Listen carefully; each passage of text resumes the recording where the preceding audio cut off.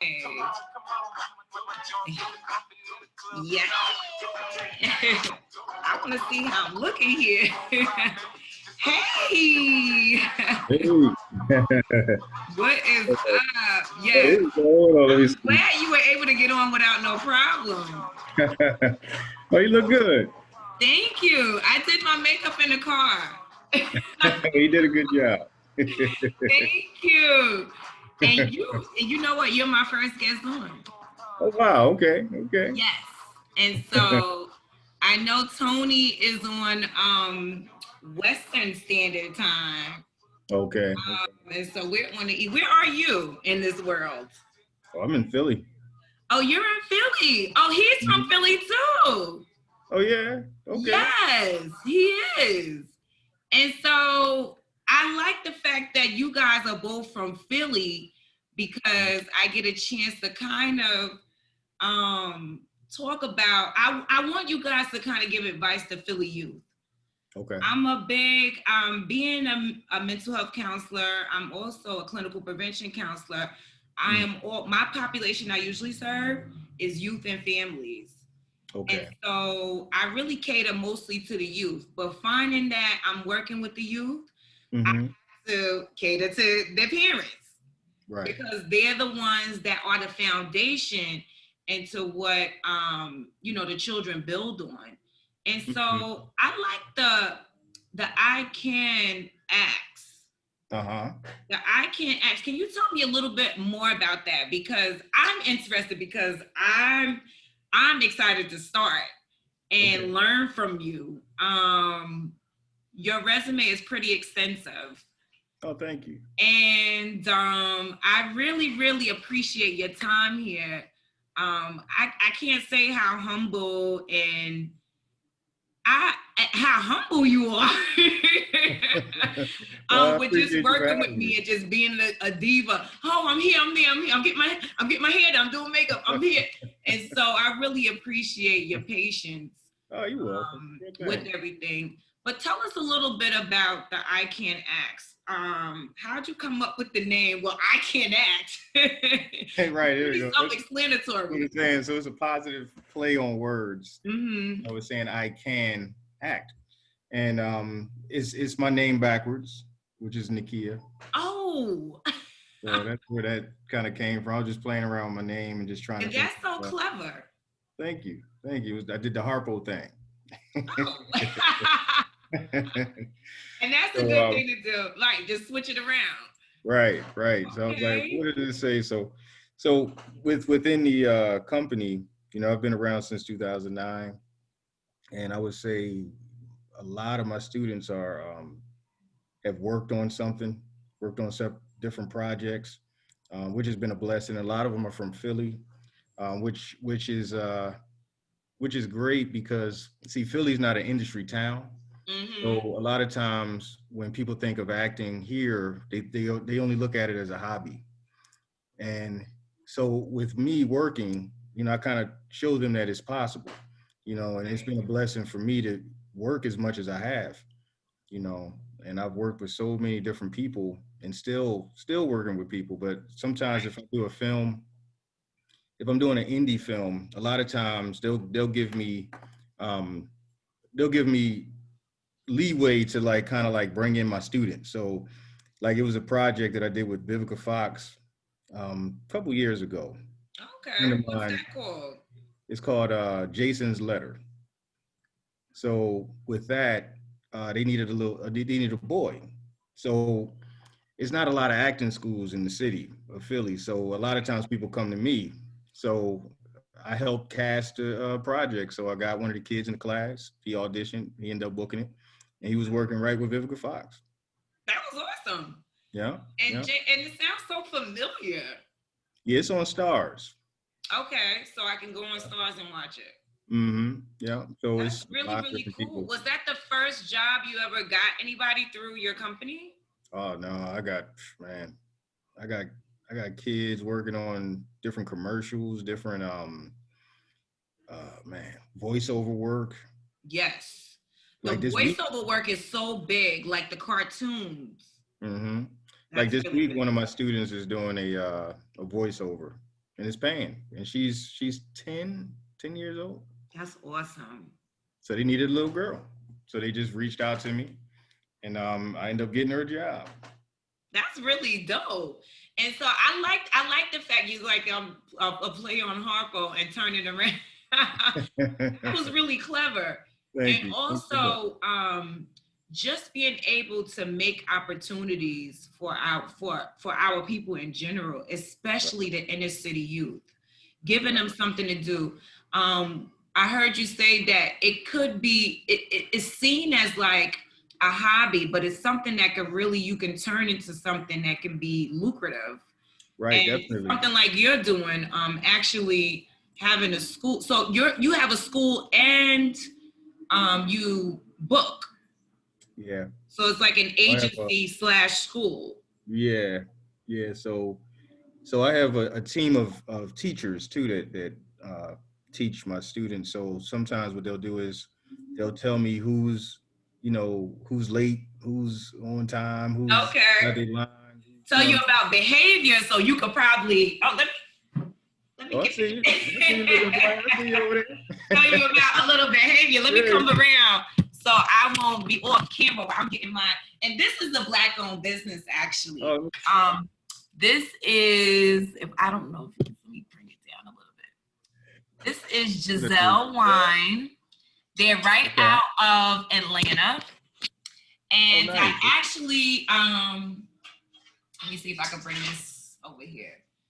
So I actually met them on an internship. Speaking of internships, but it was an unpaid internship. And so it was in a city, and I met them. I interviewed them. It's a couple, Black couple, and they have a book out. And so shout out to the Black Heartbeat family. And I said, let me just, have their wine. And so going back to, I want to talk a little bit more about your journey. A little bit. How did you get a chance? Because like you said, the youth are kind of like, no, this is not where the money is at. I'm not getting it, I'm not getting it over here. So, but how did you say this is something that I want to do? The acting and your other business as far as school. Well, I'm gonna tell you, like acting wasn't something that I was dreaming about as a kid. When I was a kid, I wanted to be a cartoonist. I loved cartoons. Wow. Do you know how to draw? Yeah, I could draw. Really? I would love to see some of your work. Okay. Yeah. Yes. So I know you still got some notebooks you doodle in. Yeah, I still. So when I was younger, I was extremely shy, and so I just drew. I drew a lot. So I don't know, when I was, I started watching a lot of TV, and I just kind of started seeing myself doing that. And I went to an acting school here in Philly, and literally. Oh, so they did have an acting school there. Yeah. So what was the acting school? What was that name? It was Freedom Theater. Okay. Yeah. So I learned so much at Freedom Theater. Oh, wow. Is it still in operation? No, unfortunately it's not. Really? Yeah. So it wasn't really anything for our youth. So what happened was. How old were you when you started there? I was 14. Yeah. So like the arts kind of saved my life, honestly, because it kept me out of the streets, kept me busy. So for kids that are doing, different things where it's negative, a lot of that is they're just acting out and they just need attention. Exactly. I say that all the time, that the kids are not bad. It's just that we have these defense mechanisms that kind of protect us. It's there to protect us. And then our environment is usually the environment and genetic predisposition that kind of gives us this behavior in our development. Stress management is my forte, and I've been doing a lot of research on it. And it really affects brain development, not only our immune system, but stress actually changes the way our brain is structured. And so once that happens, we start to act out. These behaviors start to come up. It's really, really interesting. Wow. And so, and you started at what age? You were 14. And that's the age. That's the age. 12, 13, Cream. 12, 13, because my dog is over here going through my stuff, my snacks. So 12, and I hear even 11 could be the youngest age. Well, that's not the youngest age I heard. 9 or something was the youngest age I heard to start exploring with substances, or maybe just getting into the streets because of single-headed households. You know, the lack of supervision. Sometimes that kind of gets it because it's boredom. It's like, what do we do? I'm bored. Let's smoke. Right. And so what you're saying is that acting kind of took you away from the streets. Right. And away from that, I guess that pressure, because we can have positive peer pressure. Yeah, that's true. So like with me, because a lot of the people that I was around was heavily into the arts. Like they were like, what, let's learn some monologues. Let's they was always, we was creating. So we were creators at a young age. So it kept me wanting to be focused, wanting to push myself, because my friends were doing stuff. So if they booked a film, or no, not even film, because I wasn't even in film then, I was just doing theater. That's a cute dog. Thank you. OG Cream. Hey, OG Cream. And he's all over. I think he has ADHD. He's all over the place. Yeah, that's how they be. Yeah, but, I guess the puppies. But you know what I found? Because research, they always kind of, they use animals to research. It's always like mice, rats, or something like that. But they really have, I haven't eaten meat in a year and a half. Oh, that's nice. Okay. So I'm a pescatarian. I do eat seafood. And so I'm looking at the lots of like, oh, I want to eat you, but this is sad. But they really do have similar behaviors as we do. And I see Kareem, he's like, he pays attention to how I feel. And actually how I feel affects him. Just like the baby. If I had a baby, I don't even have to breastfeed for us to be connected. But when I was reading about the stress management, when we experience stress, our cortisol levels go up. That's a hormone in our brains, and it kind of get releases in our bodies. But it's not hurtful. But I thought it was long periods of stress that we get affected. What I found is even brief periods of stress affect us. And it really depends on how we manage it and also how we perceive it. Because if we're negative, it's going to be a little bit worse on our development, on how we feel and things like that. And so, here's Tony. And so I found that even the little babies, hey, Tony. Hey, brother.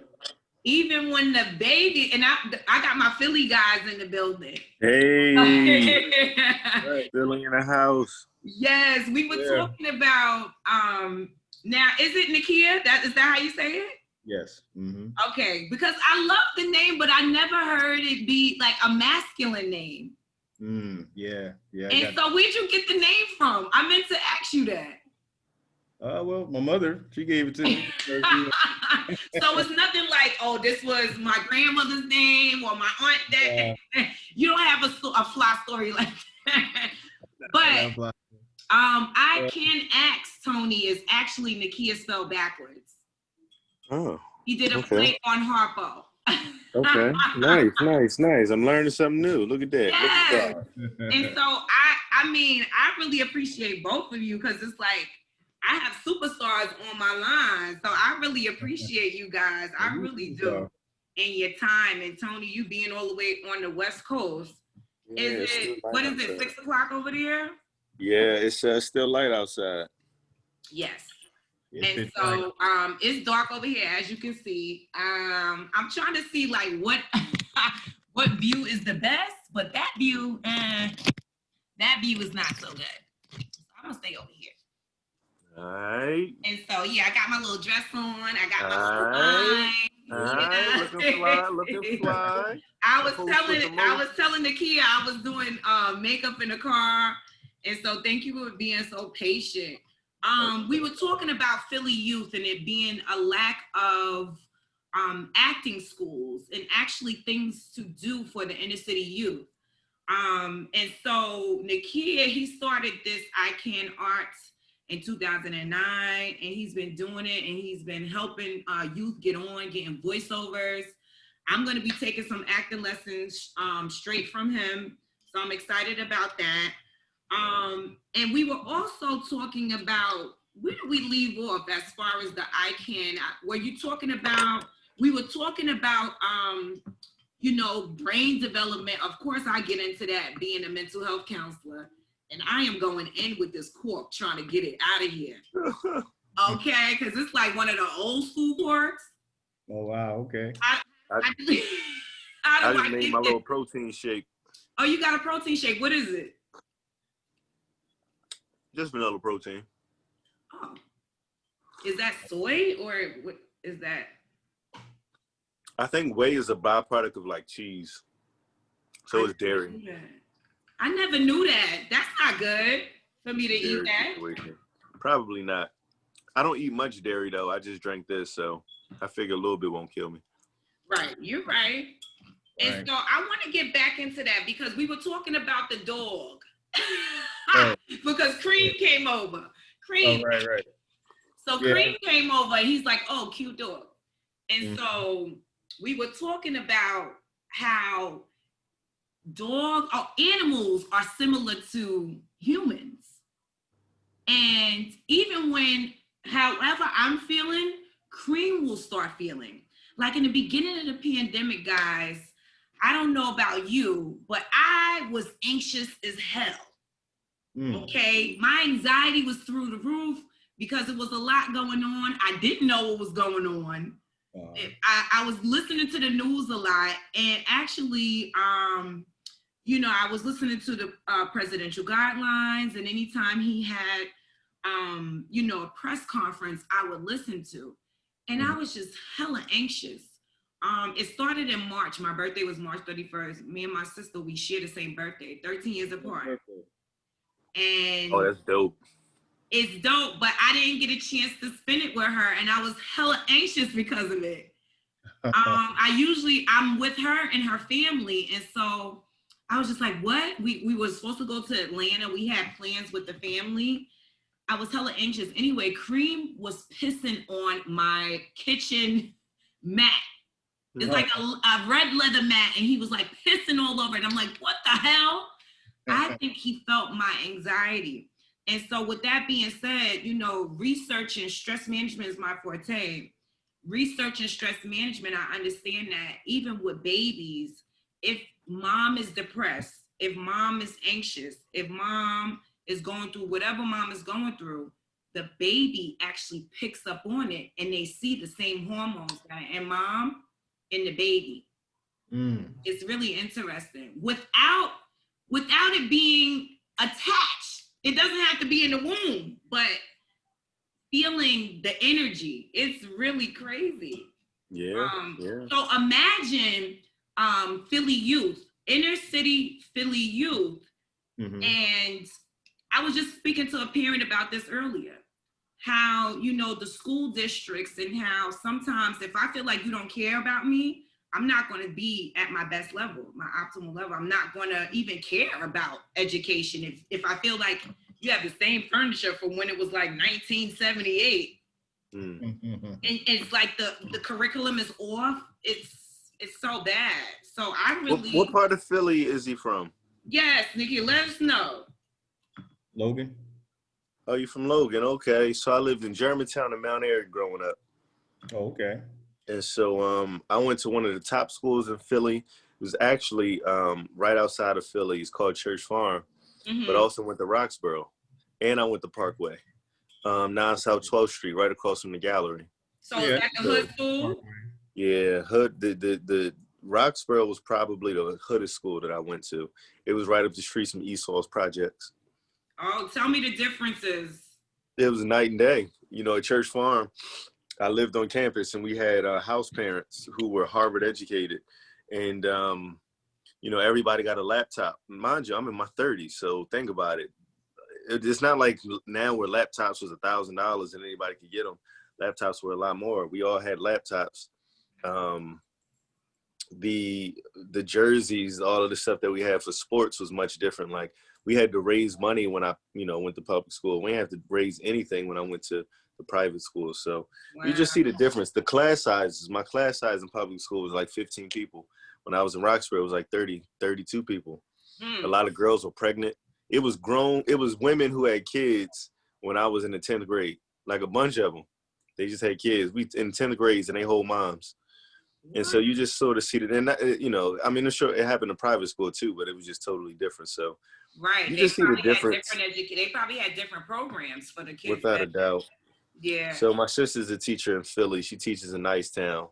Nakia, I know you know where that is. And yeah. So, you know, it's a lot of them. I went to talk to them for career day. And the issue is a lot of them just have hope and don't have hope. And it's actually deeper than just what the public school system can handle. The public school system is not really equipped to deal with a lot of the inner city youth because, first of all, they're dealing with trauma just being Black in America. Exactly. And then on top of that, they have trauma of dealing with being in inner city. Then they have the trauma of whatever they're going through in the home. Some are abused, some are, you know, whatever it is they have. And then those who aren't have to deal with not having the same access to healthcare, not having the same access to mental health facilities, not having the same seeing the violence in your neighborhood. Exactly. So the public school system, and even really the private school system, they're not equipped to handle the emotional trauma and issues that many of the kids have. Right. So you have a situation where the foundation is already shaky. And then you send them into these schools where the teachers make pennies. They don't want to be there. Right. And, you know, when I went to school, we was getting knives and stuff in school because I didn't know we was going to get stabbed or shot or not. So I carried knives with me. And, you know, it was a school up the street from me. I forget the name of it, but it was for old heads. It was like if you got arrested, you could go there for your G. So they would come and fight us. So I'm 16 years old, 17 years old, and we got 30-year-old men coming down to the school to fight us. So, you know, the kids in my school carried guns, so it wasn't too bad, but the girls used to get beat up. The girls in our school used to get beat up a lot. Beat up by who? The girls from the other school, the old school. So it's like I was just saying, it's a school that was up the street from my high school, and it was I forget the name of it, but it's like a second chance school. Oh, like an alternative school. It's like an alternative school. So if you got arrested and couldn't finish your GED, or if you got pregnant and had to drop out, so it's high school for grown people. Right, alternative. Right. You know what I'm saying? But I actually graduated from night school. I always tell when I go to alternative school, I kind of let them know because I'm from Long Island, and my mother but you guys are Black. When I don't know about y'all, I have family from the South, and so when we act up, we get sent down south. And we gonna send your ass down south. You keep acting up. And so when I was 14, I dated a guy that was 18. And my mom was like, nah, we're not going to do this. What we not going to do. Word. And so I got sent down south, but I came back up and graduated from the alternative school. Because I don't know, for some reason, I just always thought I was grown. But, you know, I try to give them hope. And it's crazy because when I was in Atlanta and I went to the Solutionary Summit, I saw Judge Joe Brown, and he mentioned how he reduced the recidivism rate. And, you know, inner city youth and youth in general, Black youth going to prison. Actually, he owned his own contract and made $20 million a year. I thought that was impressive. Nice. For when he was doing the Judge Joe Brown show. I thought that was really impressive. And it's really about being smart, but he's the judge, so I guess he knew about, that side of the business possibly. Mm-hmm. I don't know who worked with him with that, but 20 million, I thought that was exceptional a year. Yeah, me too. That sounds great to me. Maybe I'm in the wrong line of business. Maybe I should go back to law school there. But and so with him, I said, how did you do it? He said, I'm gonna tell you now. I said, how did you reduce the recidivism rate? And he said, by giving the youth purpose. Because they have no purpose. Self-love is a big thing. And if I don't care about myself, again, it's how I'm going to be operating. And so what my man, what Tupac say in the movie, he said, I don't give a fuck about myself. And you less of a man than me. You know what I'm saying? Exactly. I think that was Juice, right? Yep. I think it was Juice. Tupac's it was my favorite. And so that's crazy how. So did you go to the hood school first, or did you go to the private school first? So I went to a Catholic school first, and I got kicked out because I don't think that white people should be teaching black people. If I'm being honest with you, I don't think the white people should be teaching black people. What about acting? Is that a little bit different, or? Acting is different. I mean, if you're an adult, I don't think it really matters, right? When you're grown, it is what it is. But for kids in their formative years, I don't think that they should be teaching black youth. I think black people should be police in our own neighborhoods, and I think that we should be teaching our own kids. I agree. And so I had white teachers that just didn't really understand me, and with those white people, everything was violent. And I used to clash sometimes with black, teachers too, but it's different. Mm-hmm. Like for the black teachers, if you act out, they would talk to you, they would fight back with you, they would do whatever, because they see you as their son or daughter or niece or nephew or cousin or something. Right. Whereas white people just see you as a lot of them anyway, I'm generalizing here, but a lot of white people just see you as just some nigga. And so the minute you fuck up, they want you gone. Yeah. And so, I just wasn't having it. And the white people was talking to me crazy. And I told them quick to kiss my ass. You don't talk to me crazy, white woman, white man. Did they give you the ruler? Man, you gave me a ruler, you was gonna get fucked up. Like, you are a badass kid. And I don't usually call people. We ain't had a type of environment where you could beat us. Like we would get you jumped. Like if you put your hands on us, you would get socked. Like really? I don't know, in the Catholic school? Yes, the Catholic school was bad. Like we still from the hood. Like, yeah, we'd punch your lights out. Like when I was at Roxborough, they used to sell my teacher coat.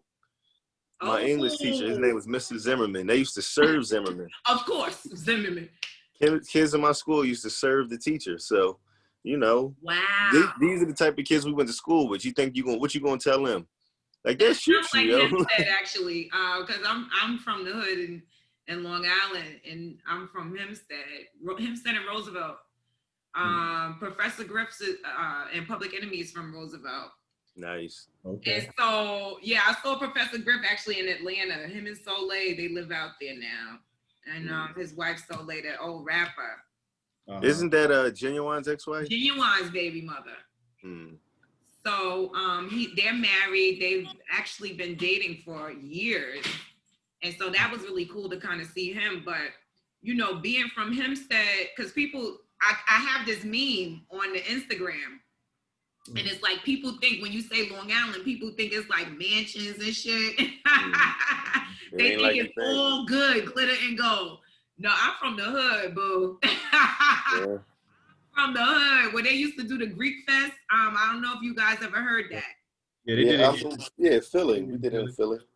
Okay, so we used to have Greek Fest too in Roosevelt and at Jones Beach.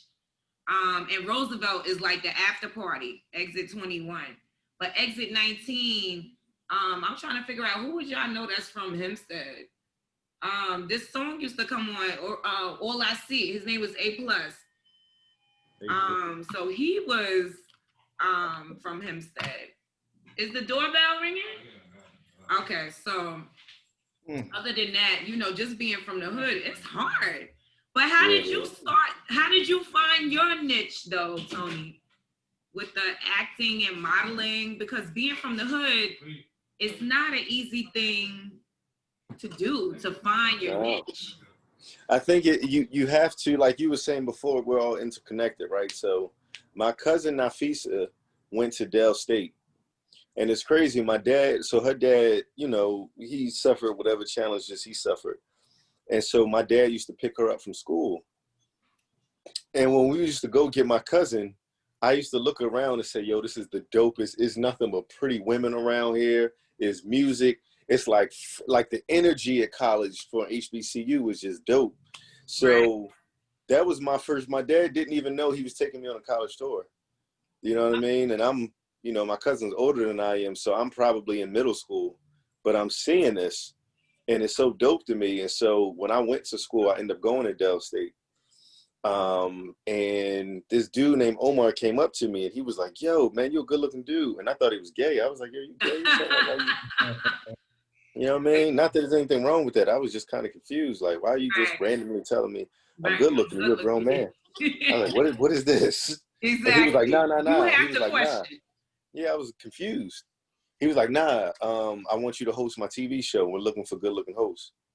So I was like, all right, cool. And so I started hosting the show. It was called The State.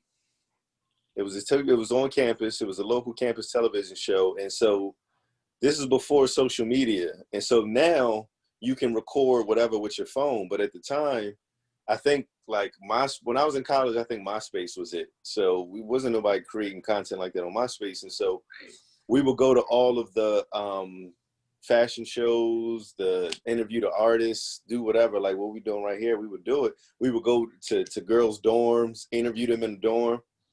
And so we had a loyal following, you know, with our TV show. And from there, I got an internship at BET. And my man got, again, having other people do it before you makes it real. My man got an internship at BET. And I remember saying, oh man, it's so difficult. He said, Tone, it's really not. He said, send them a thing and you'll get in. And I sent them the packet, filled it out, and I got in like that. Wow. And so I started there and I just hustled and, you know. Was it just strictly you? Excuse me? Did you use his name? Like, no. Referral? Okay. Mm-mm. And so when you get in there, you know, BET is like, they only like hiring good looking people. So when I came in, it was just a bunch of good looking folks. Now I got to think about who they hire. You know, I'll be like, Tony, now this motherfucker's kind of ugly now. You just said.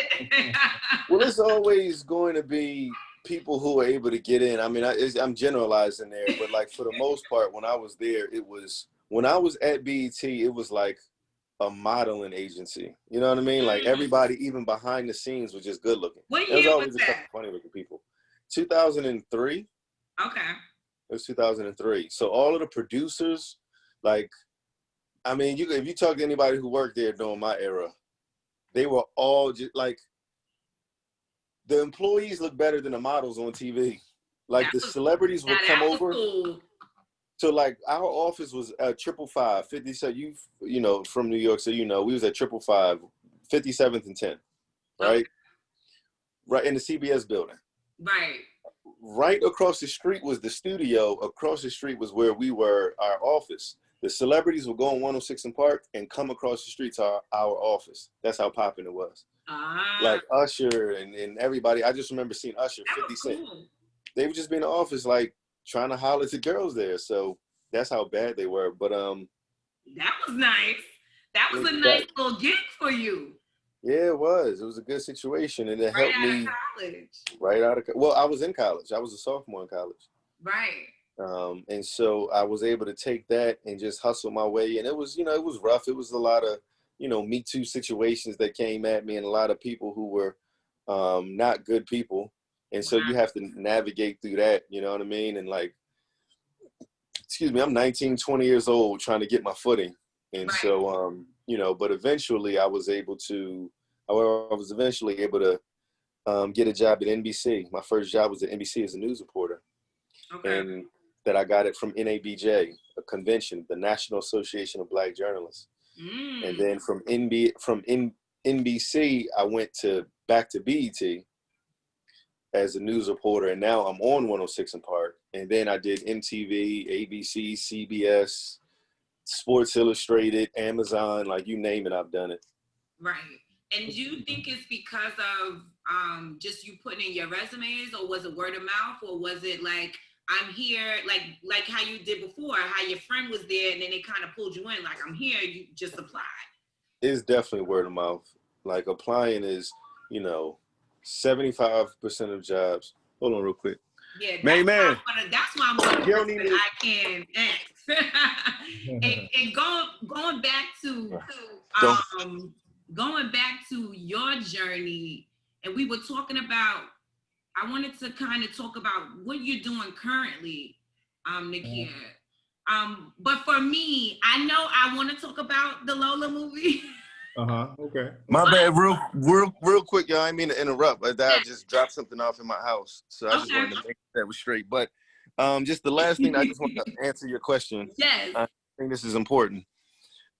75% of jobs come from word of mouth. In our business, filling out applications and stuff don't really work.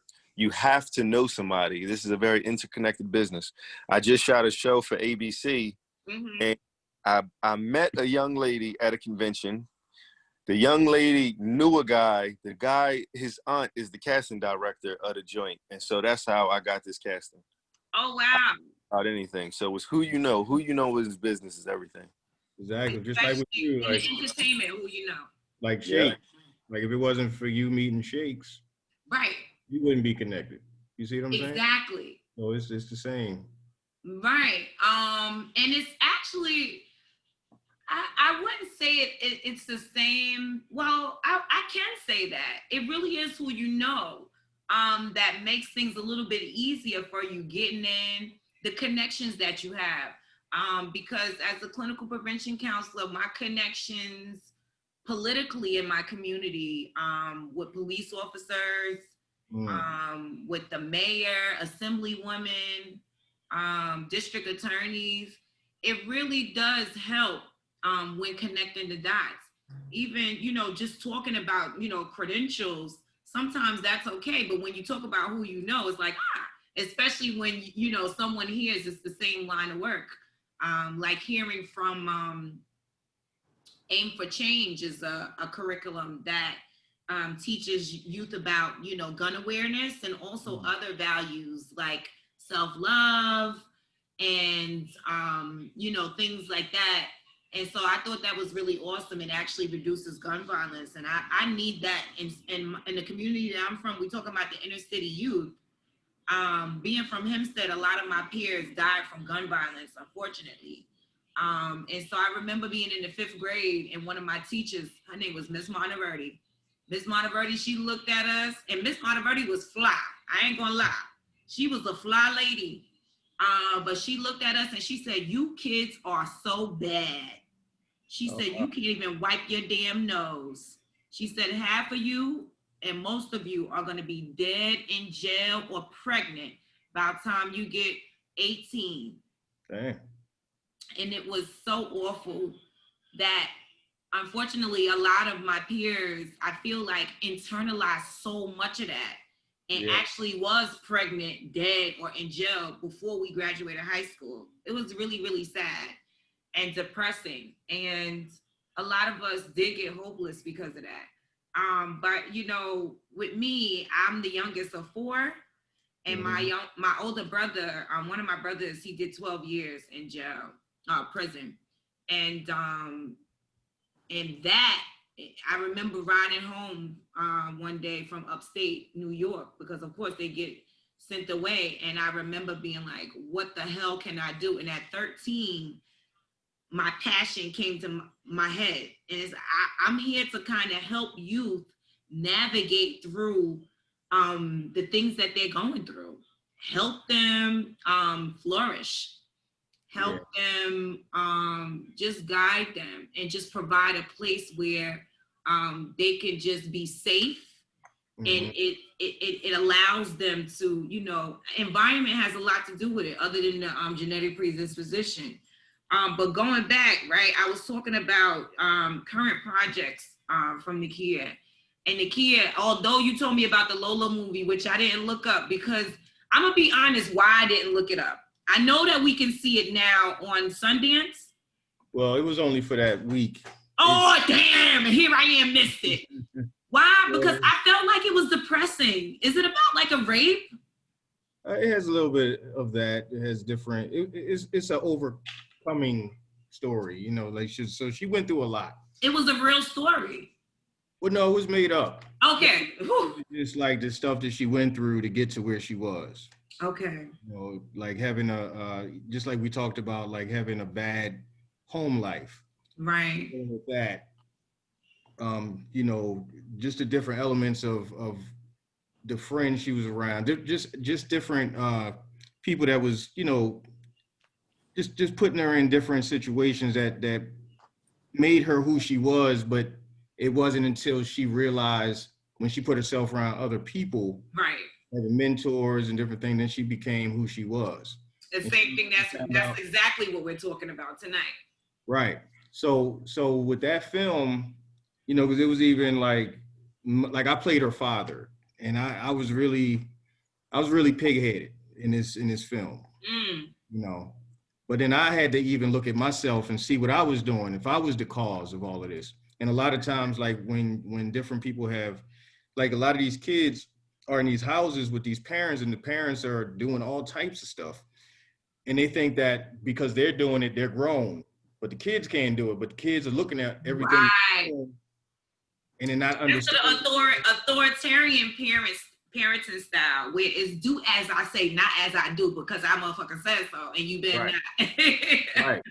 So you know, with our kids, it's kind of like a reflection of you know, they have to see it.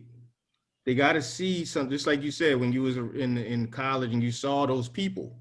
You know, you got to see it. And a lot of our kids in our communities don't see it. And that's why I was saying earlier, like Philly is not an industry town.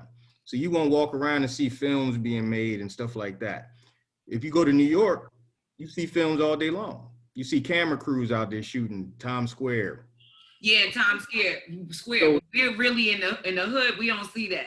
Right. So I'm dealing with the parents of the kids that don't see the vision, you know, where they're like, well, like they don't stand behind a lot of their kids. Right. They think it's just, oh, okay, they just did it real quick. All right, go play basketball, go do this and that. You know?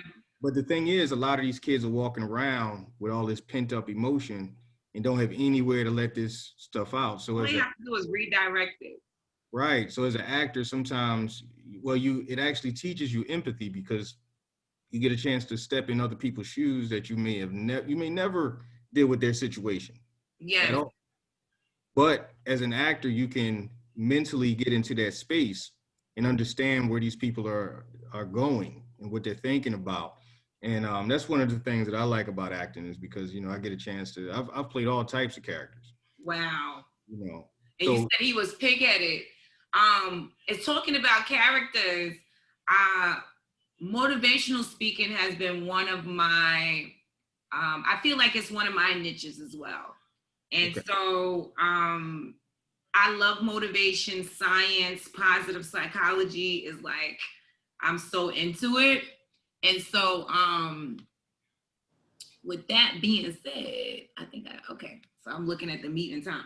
All right. And so I was really, really into motivation, and I was looking at different things. My research really came from my personal research, not from graduate school, not from any type of college. When I personally started looking into culture and motivation, I found Les Brown.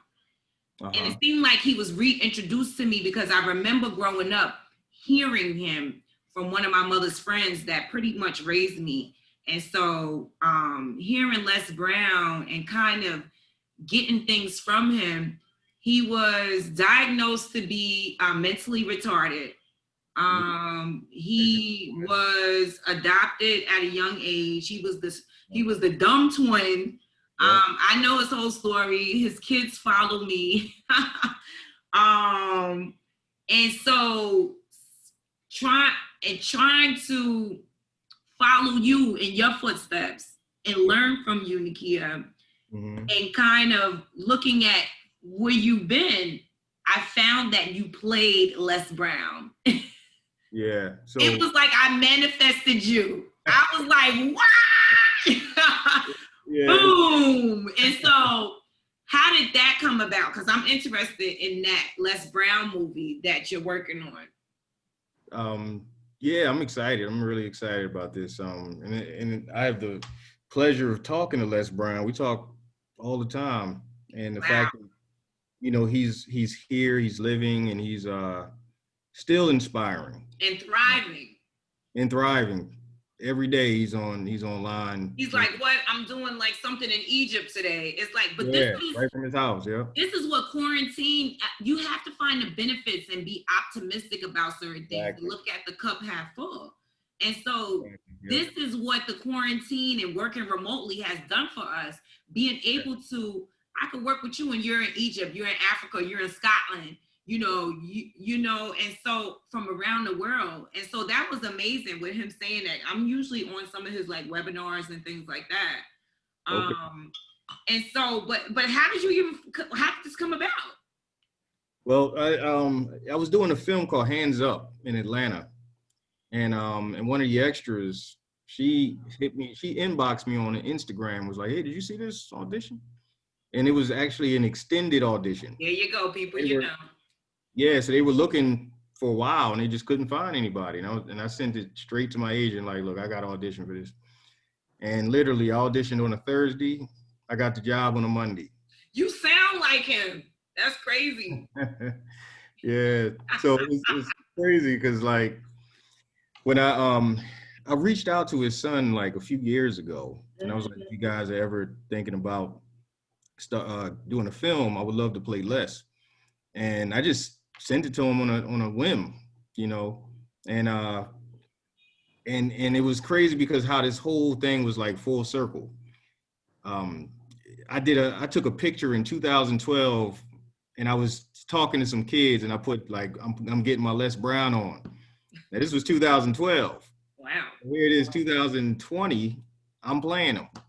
It's crazy because like we put the trailer up on online, and it got back to Les because originally this was going to be the director was making a film to kind of show Les what he could do, like what his skills were. And he was having all types of opposition trying to get him. So we put it up online, and that same day I was on the phone with Les Brown. Oh my God. And that's amazing. So sometimes you just got to step out on faith. You know, sometimes like, you know, a lot of times we wait for other people to say yes or tell us what to do. But if it's something that you believe and if you see yourself doing it, you got to just do it. So long as it's positive now. Don't Oh, that's right. Yes. So like a lot of people, and the thing is, kids have a lot more things that they're accessible to now than we did. So like they walk around with computers. Y'all think so though? You think so? They walk around with computers, you know, in their pocket all day long. They can Google anything. They can watch. Nakia, you know, said, it depends on the content because you could be into something positive or you could be into something negative. Depends. Nakia, you know who Michi 215 is? Michi 215? No. So it's actually a young brother. He just got murdered. Oh my God. But before he got murdered, he got famous from he was, you know, diagnosed as mentally retarded. But what he did was he took his cell phone and he made videos, and it's called Man of 1,000 Jobs. So what he would do is, I interviewed him for BET. He went famous because he leaked Sunday Carter's sex tape. Oh shit. And so yeah, he slept with one of the basketball wild chicks. So he worked at Dunkin' Donuts. How messy. Very. But see, he already had a mental illness, so. Yeah, he's already slow. So he was working at Dunkin' Donuts and he got fired. And when he got fired at Dunkin' Donuts, he kept his uniform. Okay. So what he did was he went to another Dunkin' Donuts and was like, yo, I work here. And they were like, no, you don't. He was like, yeah, I do. And so he went back there and just started working. Oh, no. And the lady is telling him like, yo, you don't work here. And he like, yeah, I do. So he just started doing it for shits and he told his man to film it, and it went online, and everybody thought it was hilarious because they like, yo, why are you just working? Of course, we love dumb shit, stupid shit. Let me not say that. Okay. But then he started doing it. So then he went to Wendy's and did it, and then he went to it was one joint where he dressed as the mailman. So he was on the block, and the real mailman came, and he was like, yo, like, what you doing here? He said, yo, they gave me your route too. So they were sitting there arguing like, yo, that's crazy. You know what I mean? So he was the traffic controller. He was a crossing guard. So he was telling people, stop, you come, you go. And they listening to him. Mind you, he don't have any authority over anybody. He's just telling people, and it's actually a pretty cool social experiment to see just how trusting, you know what I mean? Like with the uniform. He had the uniform on, right? He had the uniform. And that's all you need. That's all you need. They just assume that you're. How do you confirm? You know, you really. Right. They're just doing it. So it was a wild social experiment. So he was in the Meek Mill video. You know, if y'all look him up, Meechie 215, and it's crazy. He just got murdered. I heard a Big Meech. I think I'm Big Meech, but he's Larry Meechie Hoover. 215. Yeah, so Meechie 215. So it was a lot of cats in Philly. The one dude, A-Town, and he had that song, Good Morning, the birds are chirping. Oh, yeah. Oh, he was from Philly. I didn't know that. That was Meechie's song? Nah, that was A-Town. A-Town. Yeah, and he has like a mental disorder. Yeah, something wrong with him too. So it's a lot of slow people coming out of Philly. But but it's crazy that's what sells.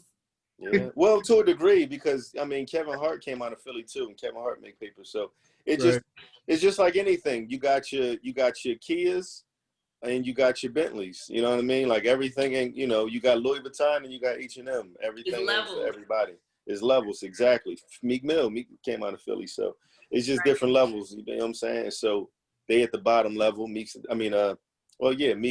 Kevin Hart at the top level. So I say all that to say the reason I bring that up is just because, you know, coming out of Philly now, and this isn't even just Philly, this is worldwide.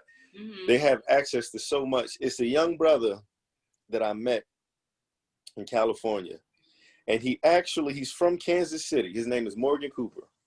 And so he grew up watching, like we did, Fresh Prince.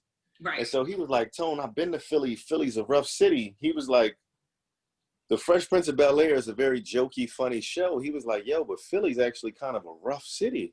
So he was like, if it was the real Fresh Prince, it would be dark.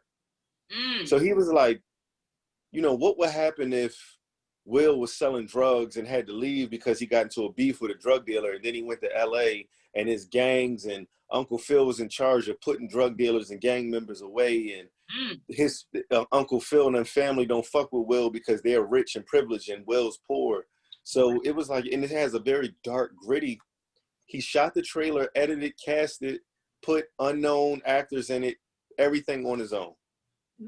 Put it out online. Some of the smaller blogs picked it up, put it in film festivals. The Shade Room picked it up. Everybody tagged Will Smith in the Shade Room. Will signed him to a deal, and they just sold it was a bidding war between HBO, Netflix, and NBC, and NBC just purchased the rights to it. What? Nice. So they're going to call it something completely different? No, it's just a Fresh Prince reboot. And the kid is from Philly? That's going to be a reboot? No. The kid is from St. Louis. Oh, okay.